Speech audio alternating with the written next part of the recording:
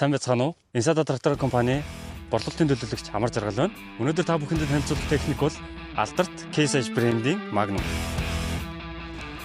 За та бүхэнд танилцуулах Magnum дундаа 310 гэдэг загвар нь байгаа.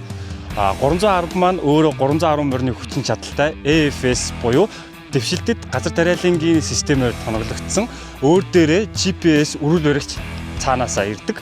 Арын дөрвөн дугуун дээрээ тус бүрт нь 227 кг-ийн хүндрүүлэгч тавьж өгсөн байдаг. Энэ нь ардаа болон урдаа тэнцвэржүүлж байгаа. Урдталтаа бол 55 кг-ийн 18 ширхэг хүндрүүлэгчтэй. За яагаад хүндрүүлэгчийг чухалчилж байгаа вэ гэхээр техник маань ажиллаж явах явцдаа хүчин чадлаа алдах, хий эргэх ийм нөхцлүүдээс сэргийлсэн ийм хүндрүүлэгчд байгаамаа.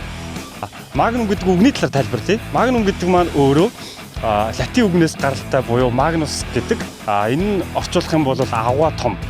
Учир шалтгааны хувьд бол хоёр тайлбар байгаа. Нэгт 1987 онд Magnum цувралыг гаргахад газар тариалангийн цоо шин стандартыг тогтоож өгсөн байдаг.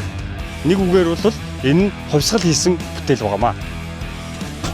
За та бүхний харж байгаачлан кабин маань оператор дээлтэй буюу эргономик байдлаар шийдчихсэн байгаа. Би дөнгөж сая өөртөө тааруулаад тохируулчихлаа.